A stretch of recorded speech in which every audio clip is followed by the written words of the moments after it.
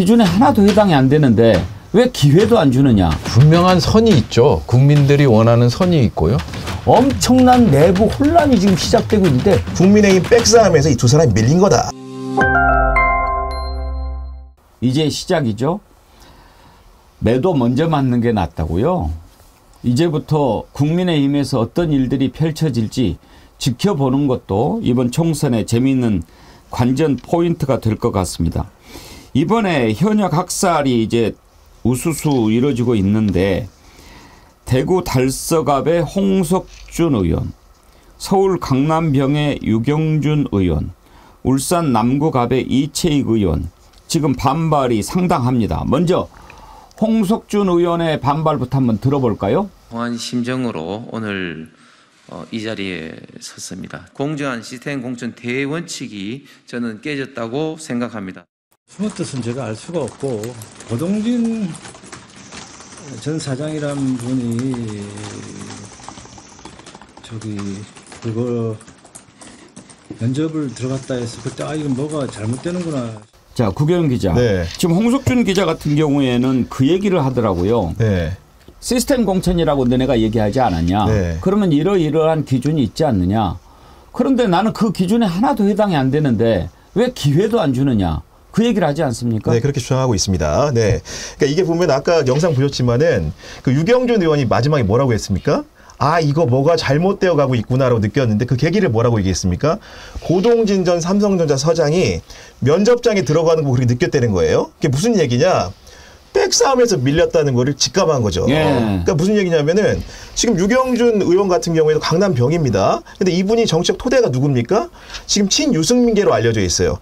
심지어는 이분이 어떤 정도의 친소 관계냐면은 2022년 6월에 지방선거가 끝난 다음에 그 유승민 전 의원이 경기도지사 경선 나갔다가 김은혜 전 수석가 졌잖아요. 밀려났잖아요. 재기를 해야 되니까 북 콘서트를 열어요. 뭐 야수의 심장으로 뭐 한다 이런 걸로 책을 냈습니다. 그때 참석자가 누구냐?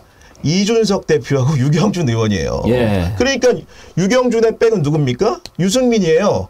근데 고동진의 백은 누굽니까? 삼성입니다. 삼성하고 쉽게 유승민이 싸운 격이에요. 그러니까 당연히 삼성선을 들어준 거예요. 백싸움에서 밀린 겁니다. 그리고 홍석준 의원 어떠냐? 홍석준 의원 입장에서 안타까울 수도 있어요. 왜 그러냐?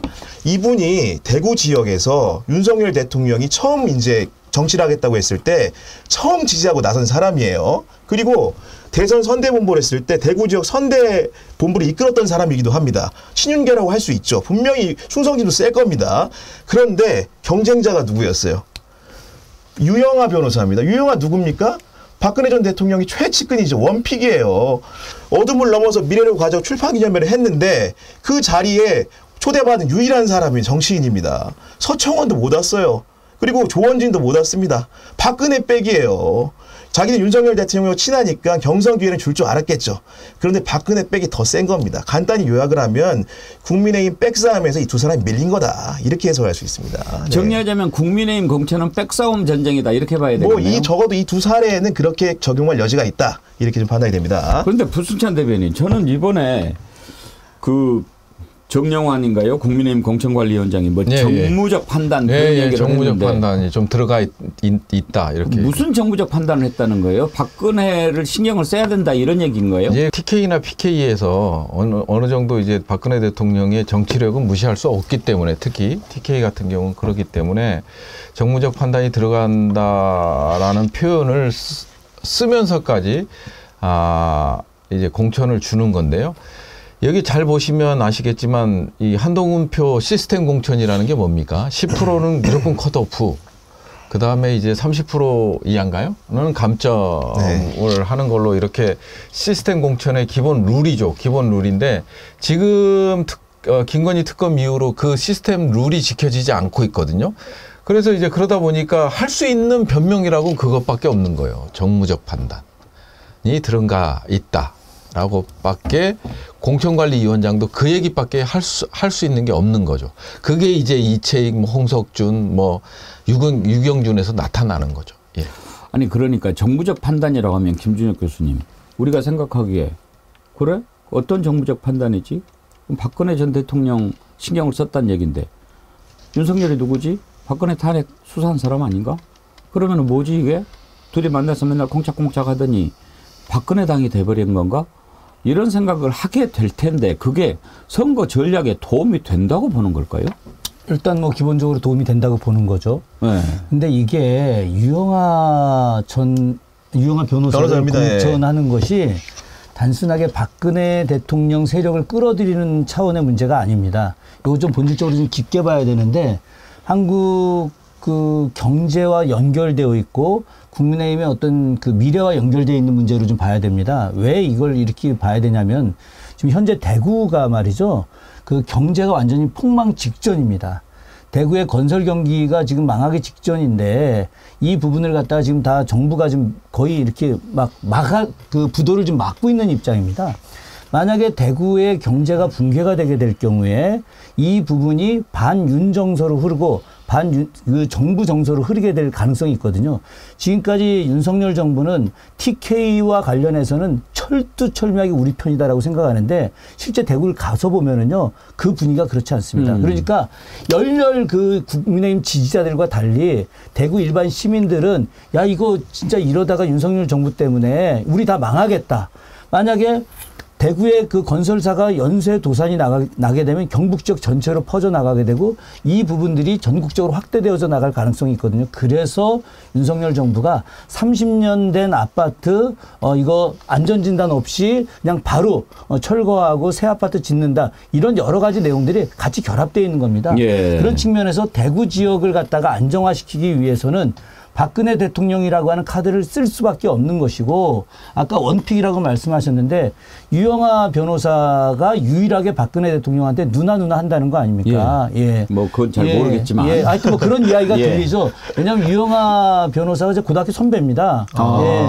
그 이분이 수성고등학교를 나왔는데 대구 수성고등학교가 아니라 수원에 있는 수성고등학교 출신이에요. 수성이 수원에도 있군요. 그래서 23회 그 선배인데 그래서 우리 고등학교 동문 사이에서는 유영하 변호사에 대한 이야기가 굉장히 많습니다. 저도 주워 들은 이야기가 많이 있죠. 그래서 제가 뭐 이제 그런 누나 이야기도 동문 사이에 흘러나온 이야기긴 누나라고 한데. 하는지는 모르겠지만 네. 아무튼 유영하 변호사 외에는 박근혜 전 대통령 만나지 않죠. 예. 누구도 안 만나잖아요. 네. 저는 이 부분이 바로 대구의 경제 문제 그 과정에서 윤석열 정부가 이번 총선에 이기 위한 고육지책으로 유영하 변호사를 공천한 것이다라고 좀 보고 있습니다. 그러니까 추가로 말씀을 드리면은 이게 전형적으로 검사 시절에 윤석열과 한동훈 두 사람을 스스로가 부정하는 자기 부정형 공천입니다. 왜냐하면 2017년 특검팀에 누가 있었습니까? 박영수가 있었던 특검팀의 수사팀장 윤석열 그리고 밑에 있는 팀원이 한동훈이었어요. 그리고 누구 기소했습니까?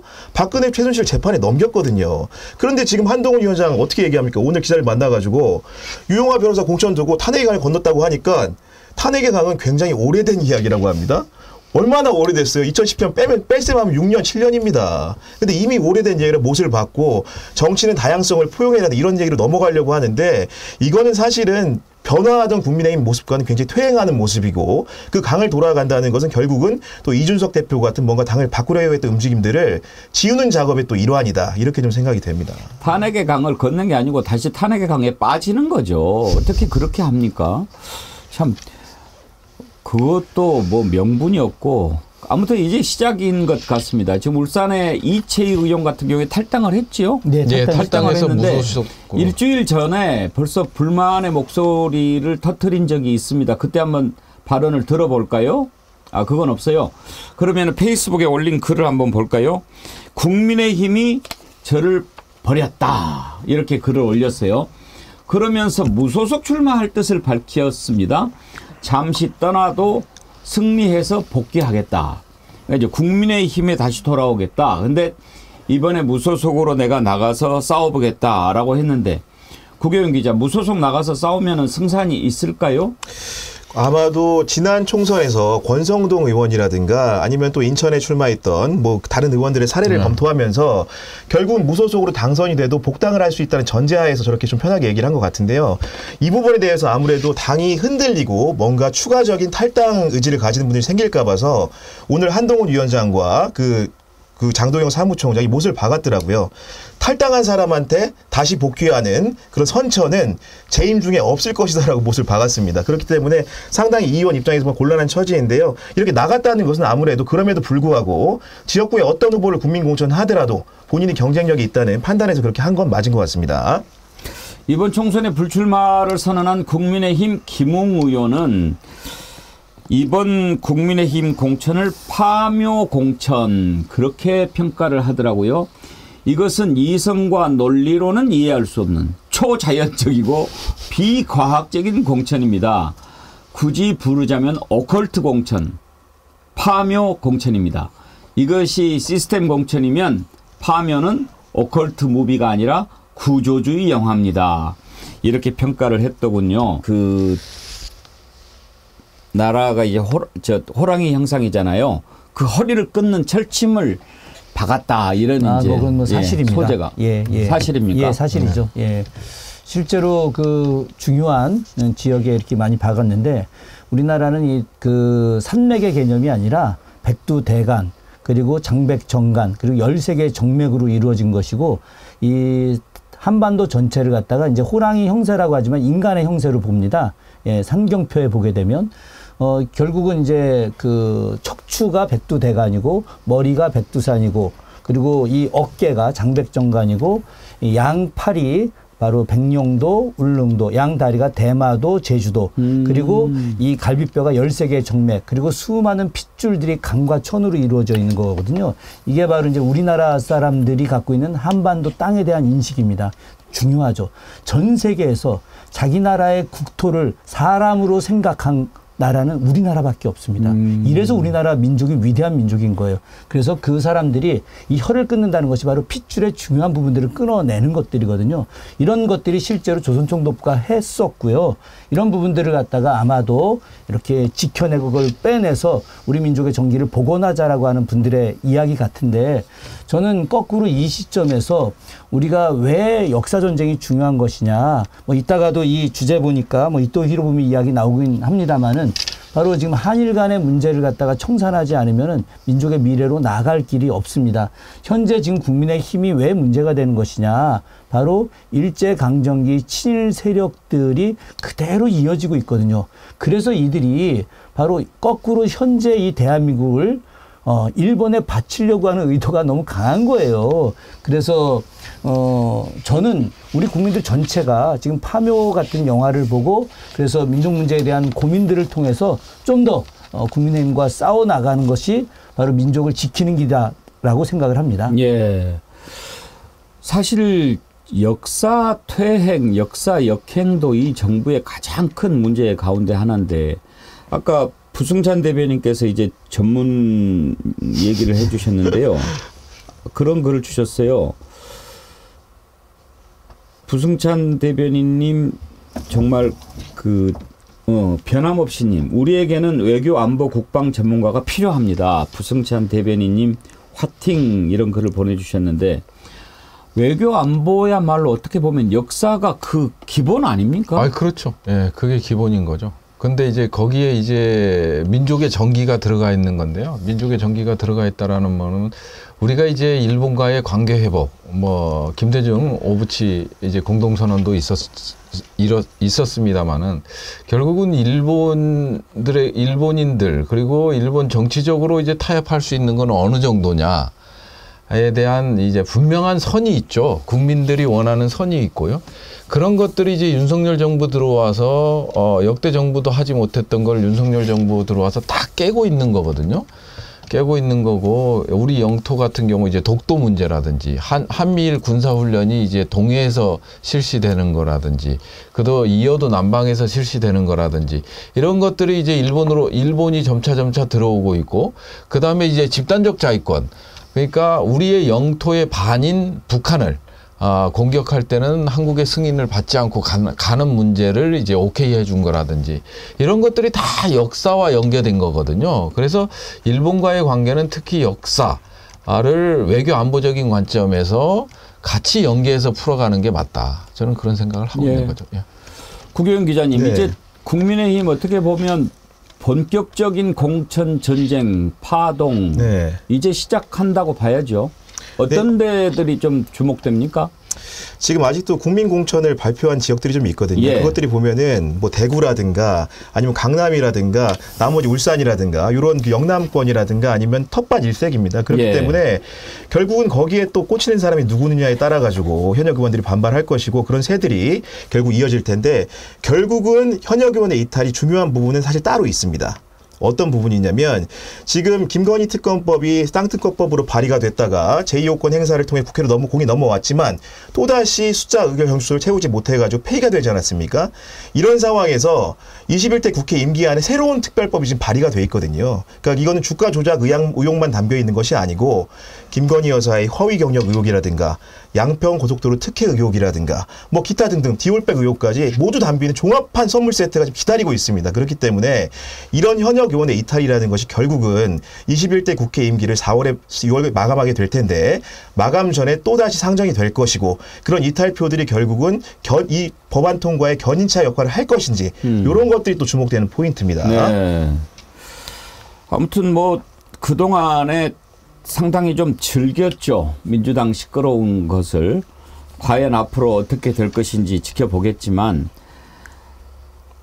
자기들이 그렇게 시스템 공천을 제대로 못할 것 같으면 그전에라도 좀 입 다물고 있었어야 되는 거 아닌가 그런 생각이 들어요, 교수님.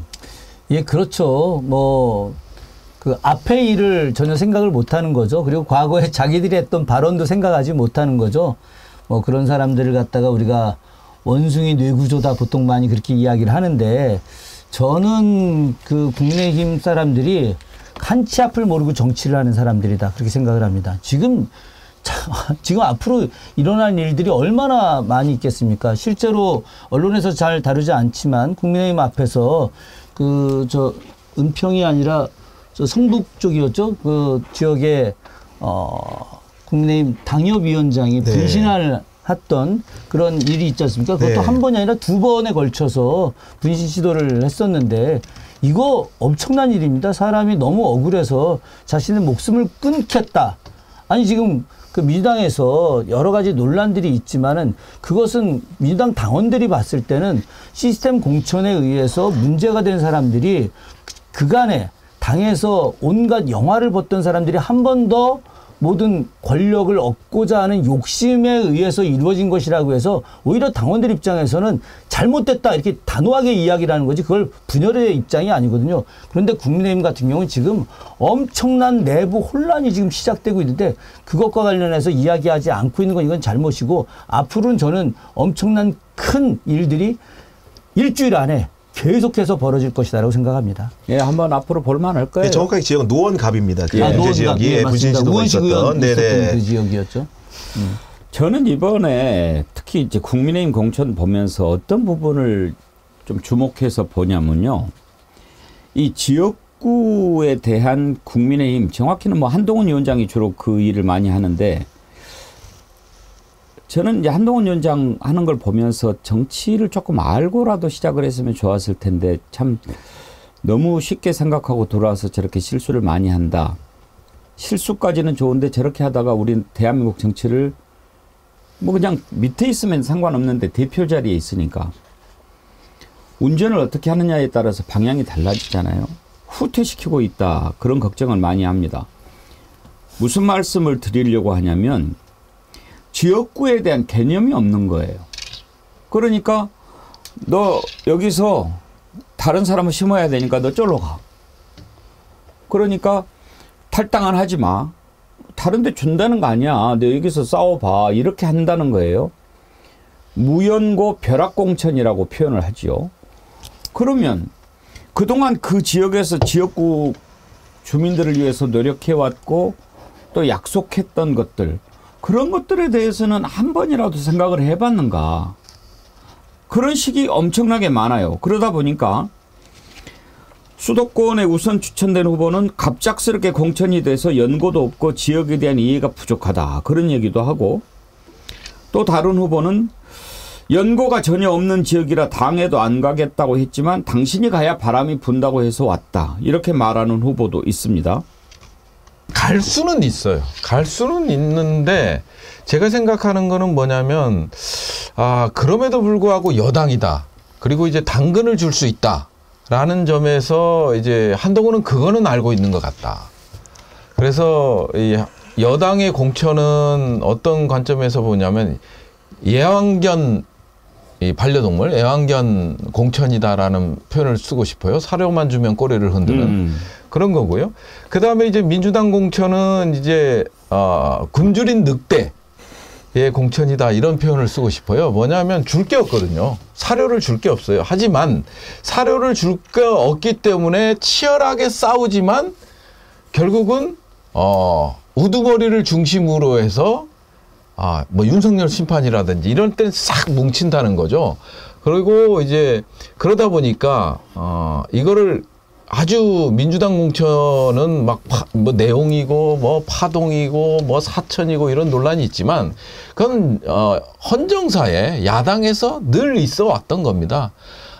이제 굶주린 늑대들이 결국은 싸움, 투쟁을 할 수밖에 없고요. 권력을 잡기 위한 투쟁을 할 수밖에 없고요. 거기 살아남은 사람들이 이제 똘똘 뭉쳐서 사냥도 같이 하고 그다음에 늑대 을 때 울음도 같이 내는 거거든요. 예, 그 차이가 있다. 이런 말씀을 드려요. 꼭 연고라는 게 그 지역에서 태어나야 연고다. 그럴 수는 없죠. 그렇게 된다면 신도시 같은 경우에는 거기에서 어떻게 태어날 수가 있겠습니까? 그런 경우는 다르지만 그 지역에서 국회의원을 하고 있던 사람에 대해서 네. 유권자들한테 한마디 설명도 없이 너 저쪽으로 가. 이렇게 하는 것은 좀 아니지 않냐. 그런 생각이 드는 거죠. 중요한 이야기를 하나 드리고 싶은데요. 이번에 이제 국민의힘 공천과 민주당의 공천이 가장 큰 차이가 뭐냐. 국민의힘 공천은 당원 중심의 공천이 아니고 민주당은 당원 중심의 공천입니다. 예. 일부 전략 지역과 관련된 내용은 있을 수 있겠지만 그러나 민주당은 앞으로 대의원제도 폐지하겠다는 거 아니겠습니까? 바로 당의 주인은 당원이다. 그래서 당원이 원하는 사람, 당원이 뽑는 사람으로 지역에 이번에 후보자로 내겠다라고 하는 거죠. 그런데 국민의힘은 당원이 없어요. 가령 이제 수원이, 제가 있는 수원이 5개 지역구인데 이번에 지역위원장이 모두가 다 공천 배제됐습니다. 단 한 명도 지역위원장이 살아남지 않았어요. 가불병정 무 전체가 다. 그렇군요. 예. 그래서 그냥 중앙당에서 윤석열 대통령 가까운 사람, 또 대통령실하고 가까운 사람 내려꽂는 겁니다. 지역위원장들 반발도 못해요. 그래서 그냥 다 교체시켜버렸습니다. 전략 지역도 아닙니다. 그러면 국민의힘 당원들 입장에서 얼마나 당황스럽겠습니까? 자기네들하고 지금까지 5, 6년 이상 동고동락했던 지역위원장이 비록 국회의원은 아니지만 지역을 위해서 뭔가 역할을 하고자 했던 사람들이 갑자기 선거 3개월 남겨놓고 이상한 사람, 한 번도 본 적도 없는 사람들이 갑자기 와가지고 그냥 지역위원장 배제하고 거기서 후보자가 돼버렸으니 그러니 이 당원들이 제대로 합심해서 선거를 하겠느냐? 그렇지 않죠. 민주당 입장에서는 감사하죠. 그러나 전체적인 정치 발전 입장에서 보자면은 국민의힘에 현재 진행되고 있는 이런 공천 과정들은 당원을 무시한 거고 민주주의의 원리를 훼손하는 겁니다. 제가 좀 받아서 좀 말씀을 드리면은 예.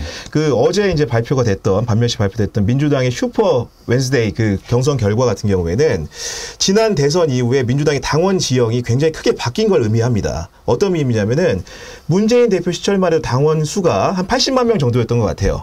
근데 이재명 대표가 이렇게 대선을 치르고 난 이후에 200만 명까지 넘어 있는 상태거든요. 아까 말씀하신 대로 당원 민주주의가 굉장히 지금 이렇게 천착하는 상황이 왔습니다. 그렇기 때문에 지금 지역위원장도 갈리고 하는 방향들이 있는 건데 다만 제가 약간 기자로서 우려되는 측면들은 뭐냐면은 그 당원 지역이 바뀐 지형이라는 것도 정파적인 특성을 고려하고 반영을 하기 때문에 일부 후보들 같은 경우 이 그라운드를 굉장히 의심할 수가 또 있는 거거든요. 그러니까 당원 민주주의라는 뿌리는 좋지만 윤곽은 좋지만 실제로 그 결과가 자기에게 불리할 때는 그라운드를 탓할 수가 있는 겁니다. 그러니까 구장이 잘못했다고 구장의 잔디질을 평가할 수 있는 거겠죠. 그렇기 때문에 이번 총선 결과가 좋다면 그 당원 민주주의가 더 풀뿌리로 내려가겠지만은 결과가 예상치 못한 결과가 또 나온다고 하면 그 그라운드를 탓하고 많은 사람들이 또 이탈할 가능성도 배제할 수 없다. 이런 설명을 좀 드려야 될 것 같습니다. 예.